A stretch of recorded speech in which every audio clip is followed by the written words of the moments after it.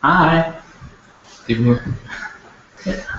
Welcome to the already 5th Q&A for Shadowrun Online, where we're going to cover again a lot of nasty and benevolent questions from you. Yeah, as you can see, Jan's not here today. That's because we have a lot of events coming up. We'll talk about that a bit later. Yeah, first of all, thanks for all the great feedback on the last patch that you gave us. In case you haven't seen or played it yet, we have a new patch out since last week. There's a couple of new features that a lot of you people have been waiting for quite a long time. My favorite is the character customization. You finally get to actually make a character, choose weapons, and choose clothing and gear. We have co-op, at least in its sort of larval stage. So right now you can only play random co-op against with other people.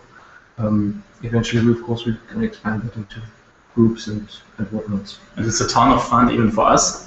I mean, we have played with a lot of you already, and I guess you didn't notice it. And it's also great fun to see two developers who are sitting next to each other, trying to communicate and cooperate to actually reliably beat Mission 4. So, yeah, we do struggle on that as well. We've also put in a couple of minor things, one of them being immunities. So that was one thing that you've been complaining about, and rightfully so, that you shouldn't be able to use a mana bolt on a camera, or that you shouldn't be able to hack a person with light implants. That's changed now, so now everything has some sort of immunity against something else, which we think makes it feel a lot more Shadowrun ready. Another minor thing that we changed was to give magic a bit of a different feel from the other skills. So whenever you cast something now, you build up fatigue, and once your sort of fatigue meter, it's not quite stun damage yet, it's full, you can't cast anymore until you get it done again.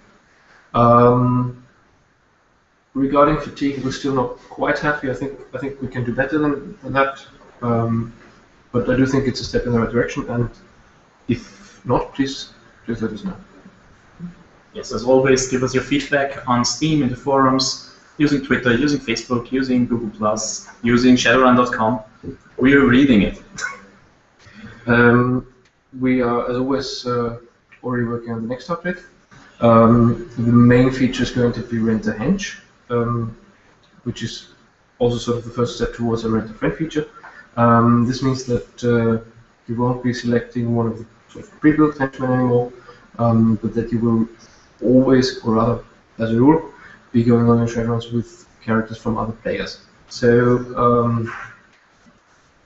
from now on, or from then on, everybody you see in the game that's a selectable character will be somebody who's created by another player. Which doesn't mean he has to be online, it's just his character who he designed. So yeah, that's one of the things. We're also going to add a bunch of weapons. We're going to add elves as a playable race. Yeah, that's pretty much it. And the other big chunk is pretty much what's going on from tomorrow onwards. Some of us are going to be at the Gamescom in Cologne. Some of us are going to be at the Gen Con in Indianapolis. And yeah, we'd love to see you there, in case you travel willing. The details at Gen Con, we're at the Catalyst Games booth at 417. You can see me there. I'll be wearing a fancy jacket. And a bunch of our guys at Gamescom Indie. There we have a hideout in the Indie Mega booth, which is in hall 10.1. You should be able to find that. So also, if you're not decided yet, go check out either of these because they really are great fun. So come, you can play Shadowrun Online, you can play it in co-op, if you haven't, but I hope most of you have already. Yeah, it will be tons of fun. And as you can hear, my throat is already a bit sore. I fully expect to be that whisk by Friday. Alright then, shall we take a couple of the questions? Yeah, let's go to the question. Yeah, let's start with that. a recurring one for the start. Gerhard asks, can you give us a short update on the status of the Linux version? No, or rather, no change. It's still scheduled for the release version, so Beta release version. For whenever we have the beta, we will have the Linux version. Same as last time, we still haven't gotten around to it yet. It's mostly an issue of resources, because we can do it, but the problem is, if we do it, it's another version we have to maintain, it's another version we have to test thoroughly, so we'd rather spend the time on developing new features. But yeah, it's definitely going to come, so yeah. And it's, yeah, there are no major obstacles in the way, so you can definitely count on that.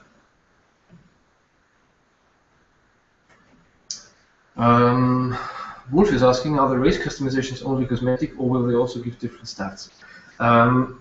This is still a kind of a point of contention for us, because on the one hand we do like them to make a difference. On the other hand, race is something that you choose at the beginning of the game, where in contrast to how you play pen and paper, you usually have no clue as to what does. So you will be making a decision based on too little information. And since we're also not sure whether we're going to allow you to go back and change your race or change your character after you've started playing, you might make a choice that doesn't fit with your skill setup, with your playing style, etc. So it's kind of a dangerous thing, we think. So yeah, haven't decided either way, and we would love to hear your thoughts.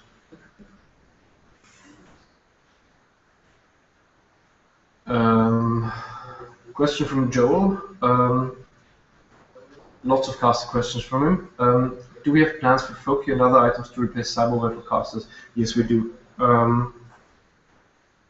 Basically, no matter what your playing style or what your loadout is going to be, you should have roughly the same amount of knickknacks and things to have. This will, on the one hand, be cyberware, of course, for the street sounds, and Foki other. I do like the other items category there, because we will try to put more cool things. Therefore, anybody who does not want to sort of go to 0.5 essence or the magical path, because there is like a big area between. At least I think I've already had great fun with characters that are not chromed up to the teeth, but not magical either. So, yeah, there'll definitely be more of that stuff. Does that answer your question? Hopefully.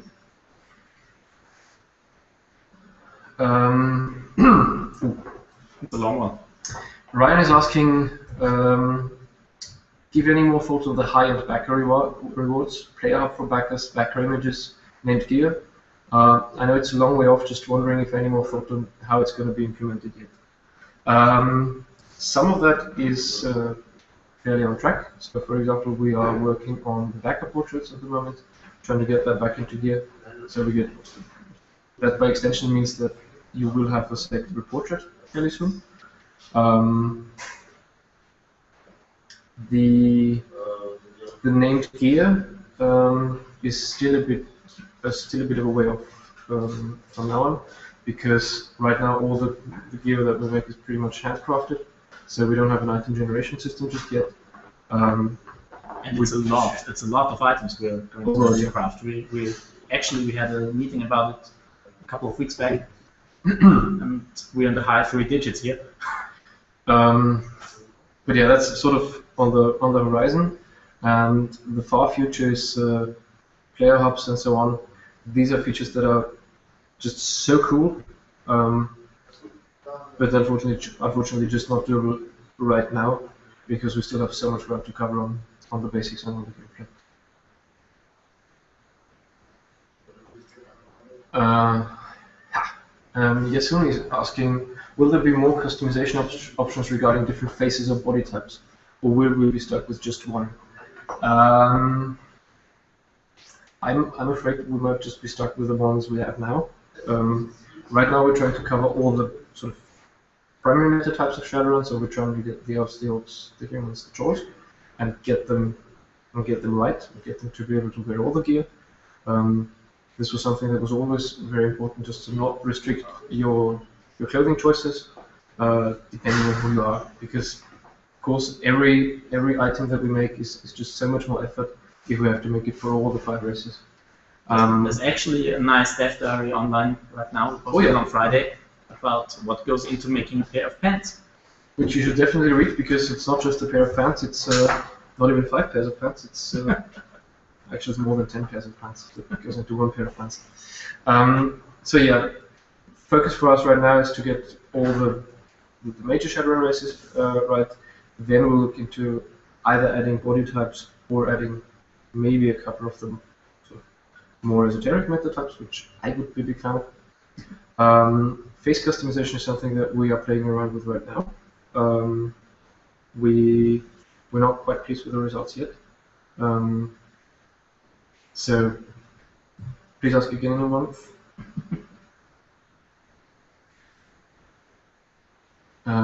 Joel is asking, how likely are utility spells? Levitation to move characters or enemies, lose cover, healing spells, rather than simple direct damage.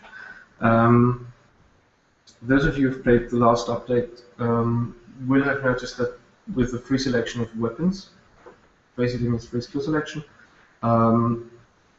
there's already a lot of imbalance in the game as it is now. So, for example, for my taste, shield is way overpowered, because if you just stack it up, then you can tank most of the maps, which kind of makes it boring.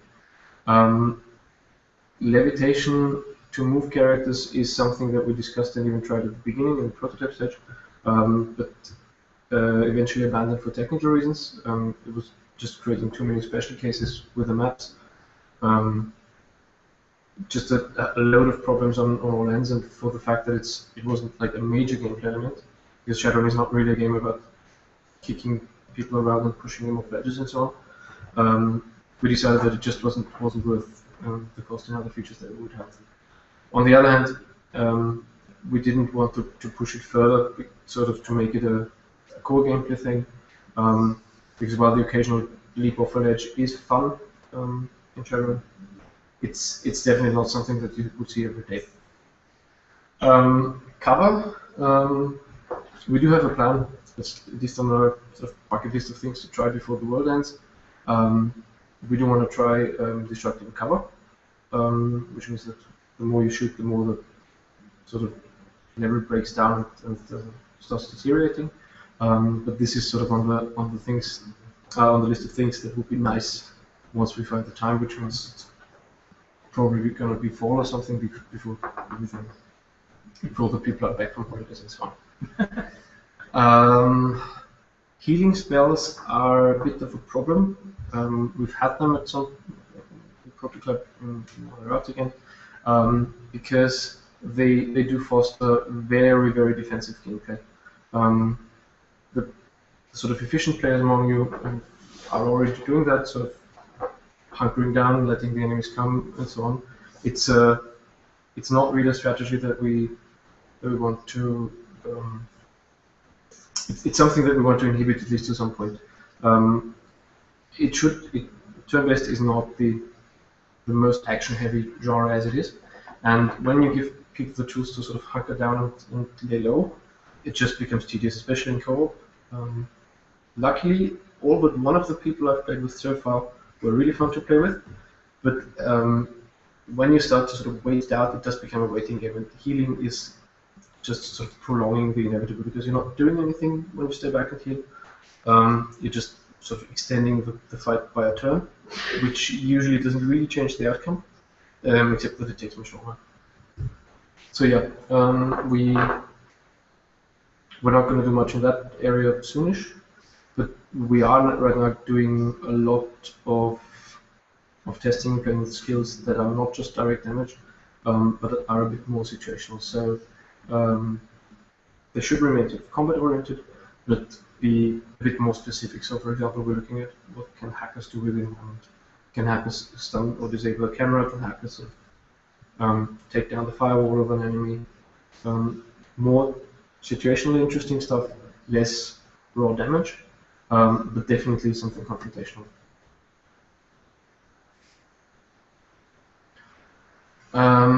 Michael is asking, so far the demo has focused pretty much on the base gameplay. How will the planned online campaign server versions stack up at launch though? Short answer, we don't know yet. The campaign server version is going to be, in essence, the core gameplay, what you're seeing now, except with more skills with character development, with equipment and rewards, and a bit of story around that. The online version and the campaign server version, they're not different. Basically, it's all online, it's always online. So it doesn't matter in which mode you want to play. You can play alone, you can play with other people, but it's always the same game. So it's not, we're not offering an offline version, but we're not forcing you to play in groups either.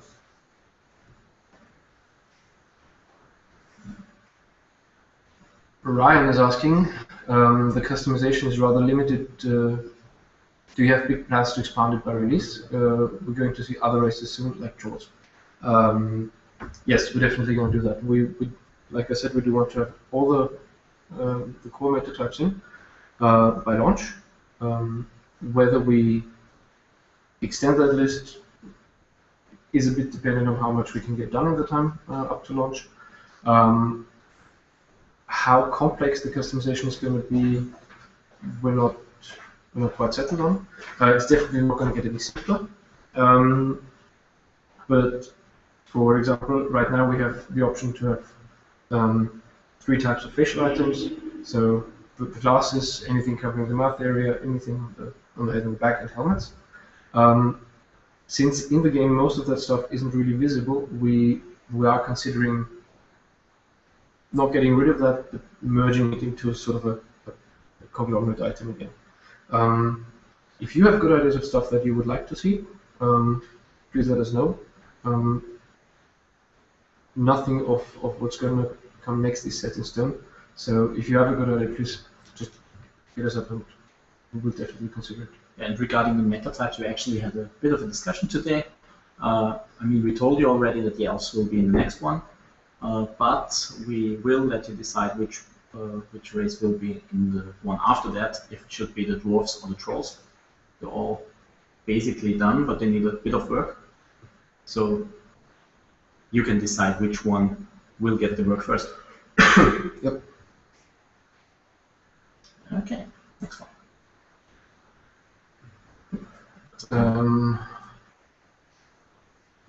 Asi. Hi Asi, glad you could make it. Asi wants to know how we're standing on emotes and roleplay features. Also, we'll have built-in voice chat for communication for co-op teams. Unfortunately, no, we're not going to do voice chat, mainly for the reason that it's a lot of work for us to do something that other solutions out there can do better than we could. So most of you who play co-op will either have the TeamSpeak server or some other solution. So we don't really see a point in trying to do a half-assed job at duplicating that, because we will never do a proper job of it anyway in the time frame that we have, and it would just take away so much time from features that are more important for us. Emotes, on the other hand, are great fun, but they would probably hit around the same time as the hubs, because within the mission you rather want something to communicate, so like, go there, help me out, cover me, and so on. So if we do something like that in mission, it will be more like quick commands, or basically shortcuts to sort of combat shorthand, with no sort of dancing, singing, dancing about that you would have in a hub. That would look weird anyway. In a mission. Some of the characters that you have built and sent us already look weird, so I wouldn't really worry about that. Yeah, that's true.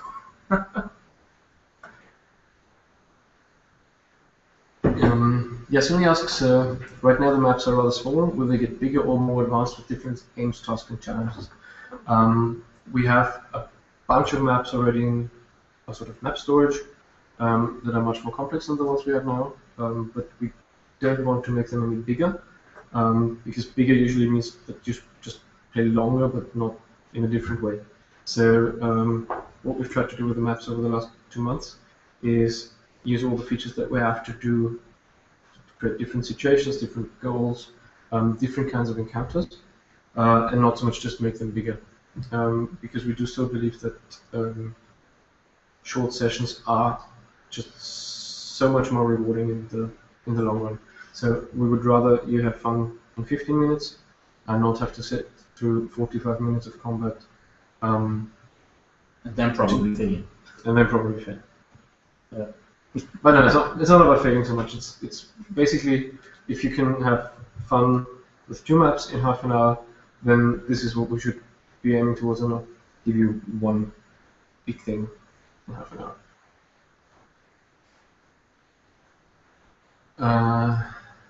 Joel is asking, someone on the Steam forum had put the top 5 list of having cyber skills, like wired reflexes or stimulants separate from weapons.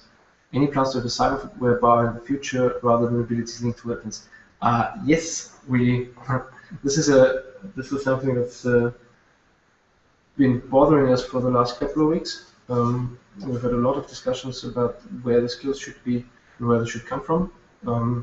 Especially now that we've sort of broken up the loadout for characters. I can't really tell you yet where it's headed, but this is something that we're discussing. On the one hand, sort of more freely configurable loadout. On the other hand, a broader approach to what constitutes of a weapon that you could equip. Because, especially in the 5th edition, there are some very nice sort of integrated cyberware suits that would perform, I think, really well in that respect.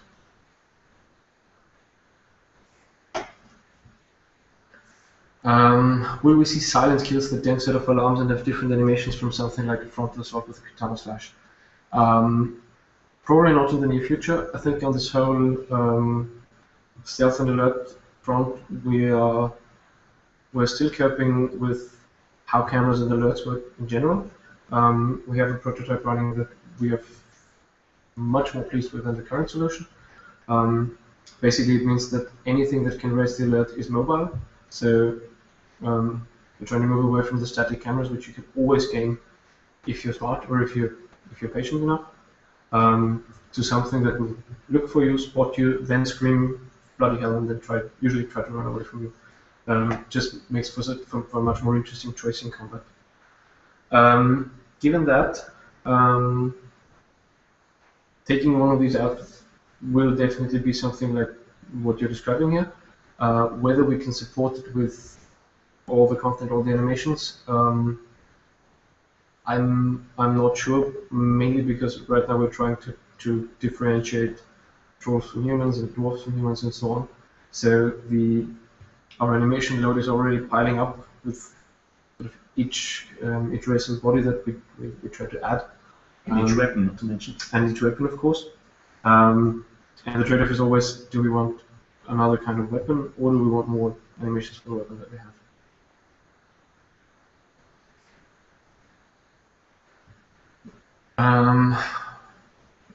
Ryan is asking, where do you want us to submit the gear ideas? I want to see some heavy-looking armor, full-body cyberpunk stuff.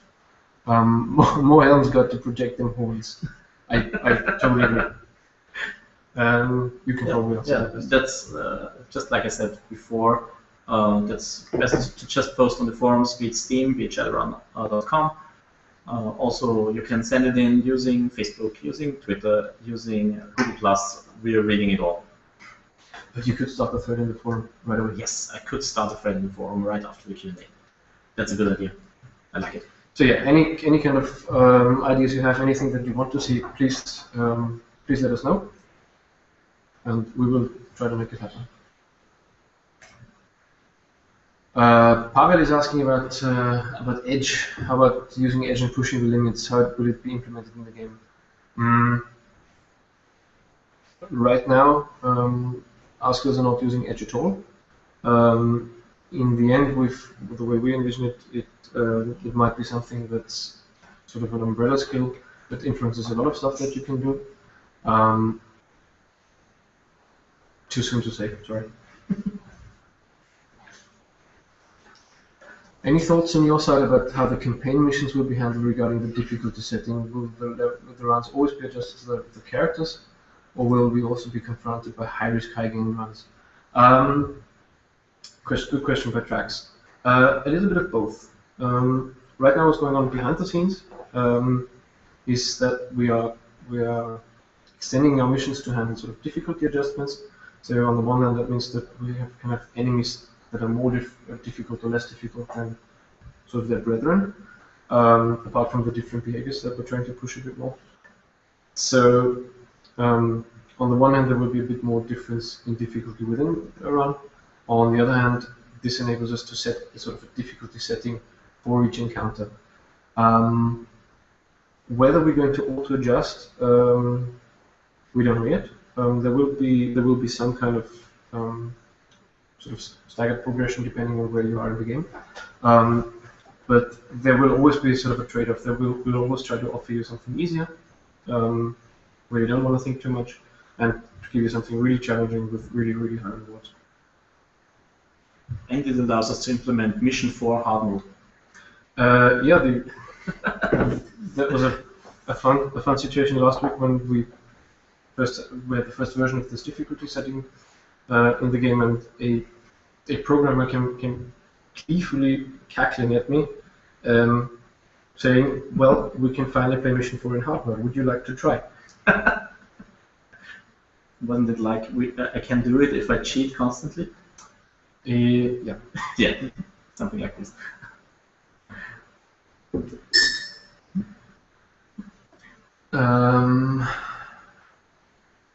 Who's asking that? Joel is asking, how set is the current fatigue system for spellslingers? I don't hate it at all, I'm just partial to the Shadowrun drain system, which has a traditional drain system been tried. Balancing spell power versus health has always been a fun aspect for me personally. Yeah, we do think that as well. We have tried a couple of systems previously. We're kind of wary on this traditional drain system because it does put a cap on how useful a mage is within a mission, and the encounter length is just so variable. So if you do it like the proper Shadowrun 5 way, it would mean that you pretty much get to exhaust your arsenal no matter how complex the encounter is, and once you're out, you're out, which ultimately just isn't very interesting. It's not that set, so personally I feel that we're probably going to give it another round, because I think it's a step in the right direction. But to me, it still doesn't feel quite right. So I think we can do better than that, but I do think that the direction is still okay. Sega CD Universe is asking, have you filmed any of the Office exploits to release it later to the fans, like a short documentary of sorts? No, we haven't. Everybody got a bit of camera experience when we did the Kickstarter campaign, and one thing we learned is that we are obviously very boring people. So we aren't, but we are in front of the camera. So no matter what you might have heard about the glorious lives of game developers, it's usually not quite as exciting as it seems on TV. And right now I think everybody's a bit anxious to come across as very boring instead of regular game developer boring. And we haven't had a convincing reason to actually do it, because we think that it's not all that interesting to see us sitting in front of the computer all day. This is pretty much what we do, other than having fights about the school system. On a related note, any consideration to a meditate or focus option for casters to spend a partial or full turn to reduce fatigue or drain? Would be especially cool when powerful casters are working more than 2 boxes. Yes, and this is one of the reasons why we are still kind of on the fence about that. We are considering it, and I think we're going to give it a try, because it just sounds too much fun not to do it. But we are afraid of exactly that situation when 2 of you who are really well coordinated team up and just keep everything. But yeah, we'll definitely give that a try.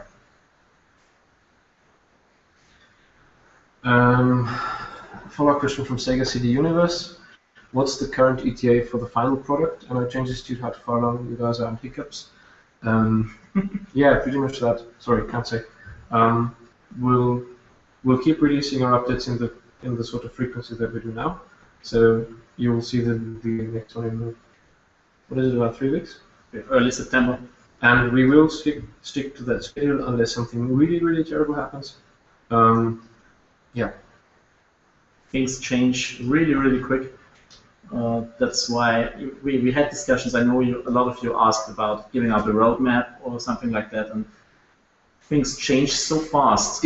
I think it's kind of, you can do games in two ways. Either you plan a lot in the beginning and then just do it, but then you shouldn't do an early access game, and you definitely shouldn't talk to people so much, because you people keep suggesting things that are interesting and that we should think about.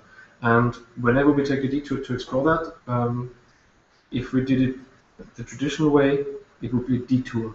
And I don't think it should be a detour, it should ever be a detour, it should be something that we explore to make a better game.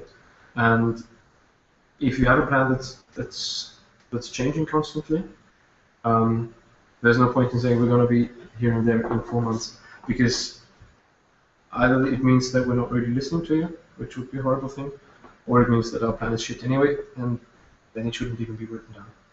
One thing, for example, was we had character creation in the game a lot later in the original plan I saw. Yep. And you all said, we want character creation, we want it now, we want to make our own characters. And we said, okay, let's release the basic version. It's probably not as polished as it would have been a few months later, but you wanted it, so you got it. And it definitely prevents us from doing things like providing 50 sets of clothing items, and then you coming up to us and saying, well, these are kind of ugly. We would have wanted something different. Yeah, now we can ask you. So yeah, it just doesn't mesh well with early access and a lot of community involvement. Colin is asking what I'm going to bring back from Gen Con for him. I am not sure. If they have Madeleines, it will be Madeleines. Other than that, it will probably be something very sweaty. Just for you. I see a lot of insider in there.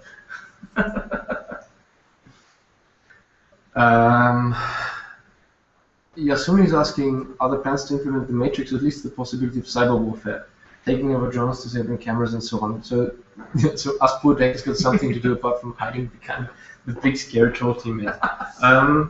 Yeah. Right now we're taking the second approach. So we've already explained this in a couple of the last Q&As, but I'll gladly go into it again.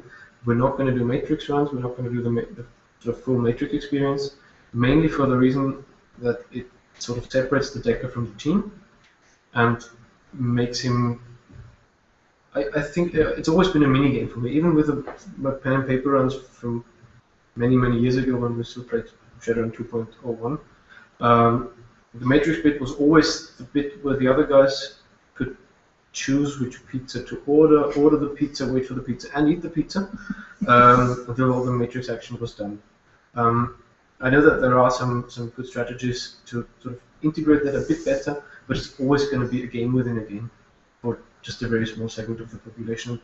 This was a decision that we took in the beginning, that we want our techie guys, and it's not just deckers, but all the other ones as well, to be sort of part of the team and embedded within the team, and do their thing as combat progresses.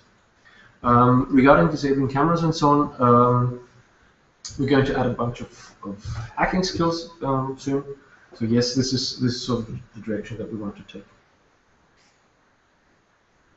Ryan is asking, what's the next class going to be? Any chance on riggers? It's not going to be riggers, unfortunately. We're probably going to do something more hackery first. But yeah, summons and so on are not that far away. Okay, I'm gonna get beaten up for that. Fisto R is asking, will PvP be an element of the game? If so, how big of a role will it play? I think it would be cool to be doing a run with friends only if an enemy team show up. Funny you should say that. We've had a similar idea, and from the point where we have sort of player-created characters available as hirelings for your team, there are still a couple of steps in between, but it's not so far off that we couldn't at least be thinking about it.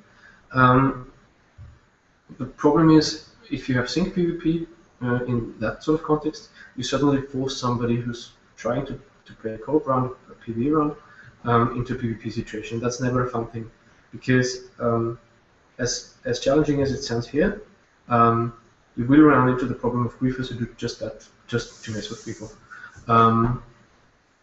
However, PvP will definitely be an element, so you will always have this sort of consensual PvP where both parties agree to bash each other's heads in.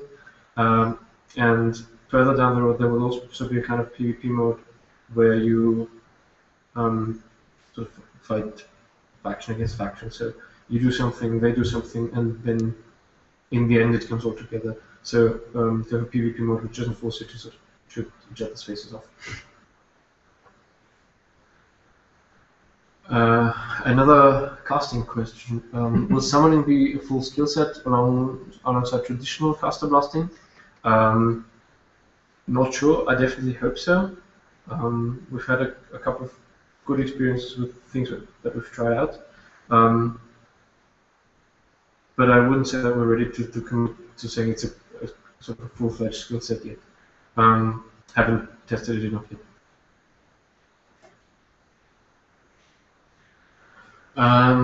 Another pen and paper question. Currently we're exchanging thoughts on how workable character generation could work to meet some of our basic PnP core rules, and are also suitable for a PC PnP game. Anything you tell us at this stage of your progress? Yes, the character creation that we have now is sort of a very young hybrid of the character creation in the inventories and the skill system to a point. So it's still in the sort of grub stage of its existence. The way we want to evolve it is to have as much of the character creation in the part where you actually play the game. So the less is available at the character creation, the better, we think, because the character creation is something that you usually do before you play the game. And as I said before, we don't want to get you into a situation where you choose something that you think is cool, but then find out that either doesn't fit your playing style or isn't really cool at all. So none of the choices that we make at the beginning should have a sort of deeper impact later on. Character creation is a lot of fun with pen and paper. I think if I did a tally of my pen and paper days in total, I would probably spend a third of the time on creating characters, just because it's so much fun. But when I do that, I usually know exactly what I'm getting into. I have a game master who knows what he's getting into. It's a game in itself, and I think it's very rewarding to build a cool and well fleshed out character. In a computer game, it's a bit different. You do want to get into the action quicker, and you want to make choices once you know what they're going to do.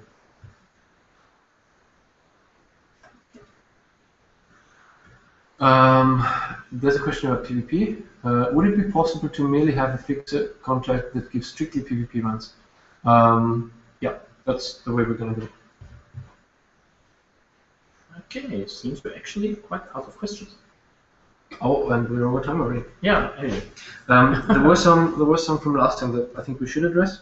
There's one from Crunch. I don't know if you're watching. If so, hi Crunch. How will conversations be handled with NPCs? Will we have dialogue trees with unlockable options or the right skills, stats, etc., or just direct chat between scenes like we currently have? I'd like a more interactive world myself. I'd even like the potential to threaten guards and stuff and maybe have them back off for surrender. We'll be expanding on the current system because right now it's just a blob of text that nobody ever reads. What we're going to build it into is something a bit more dynamic, like characters talking to each other, but is not going to be interactive dialogue, unfortunately, for two reasons. On the one hand, we couldn't really make it interactive on the resources that we have, so if we did, to some point, it would always be fake. You probably remember the "Would you like to save the princess?" Yes, yes. The game ends. We don't really want to do that just yet. On the other hand, we do need to break down the information that are now into a bit more management bits. So it will be some sort of dialogue system where characters talk to each other, but but it's not. We're only going to make it interactive once it's actually interactive. Another thing that's kind of a dampener on this sort of deep story interaction topics is that it is an online game, and it is a game that you play with other people, and we don't want to have a side-by-side reading game. So the faster people get to play with each other, the better. And the more of the story happens within the mission, the better. So this is something that we're planning right now to have much more of that stuff within the missions and less of it outside in sort of texty bits. So I think it's the same with pen and paper. The best stories are the ones that are experienced and not so much read, because if you want to read a good story, then you will read a book, and it will always be so much better. If you want to experience a story, then you get together with actual people and have a go. Yeah, should we do 2 more? Yeah, sure. Okay, then how about that? In terms of weapons and skills, is the plan to stick with a 3-ish for a weapon type, leaning to build your style and a few skills, or will it be more of a tree system for long-term runners to be gunsling masters? We're currently leaning toward the latter, and we're looking whether we can fit it into this sort of 3 system, because this bunch of 3s has a lot of advantages for us. It's technically much easier to handle. It's also more easy to balance, and it allows us to make much more distinct groups of things. However, since the entire character progression skill thing is still coming up, no promises, expect change. Okay, last one. Pavel is asking, will it be possible in the future to shoot with 2 hands in a single move? Since we're not really doing hands, but weapons and skills, probably not like that. We already have a bunch of skills that only use a move action or a free action, so you can already do different things within 1 turn. If you are sneakily asking about dual pistols, we keep discussing it about once every 6 weeks, so we do find it awesomely, viciously cool. But right now, the way our system works, we would have to provide a lot of skills with like 2 pistols, which at the moment would be very similar to the other pistol skills. So, not yet. That's a Want good to do one. the last one? Okay. Yeah, let's do the last one. That's the final one. That's a good one from Ryan. He's asking, did you like Kickstarter? Would you consider doing another one for future expansions? Several games kickstart each expansion.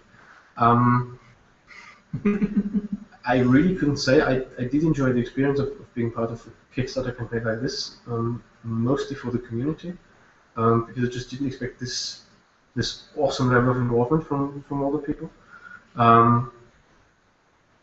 However, we completely underestimated the amount of work and energy it takes to get a campaign like that going. So I'm not sure if we would do one for expansions. We'd rather do expansions that are so much fun that people want them anyway. But yeah, we should probably talk about that. Okay then. Okay. Since we're way over time already, thanks a bunch for your questions. Thanks for being with us. Please let us know what you think, and please let us know your wishes for all kinds of fancy clothing. And some of you I hope to see in Indianapolis, some of you will hope to see at the Gamescom, and maybe 1 or 2 for co-browse. Yeah, and I hope we see each other for the next Q&A, which will be around the next update. Yeah, it's like in a month-ish, a couple of days after the next update. Okay, so thanks bye. for watching. Bye.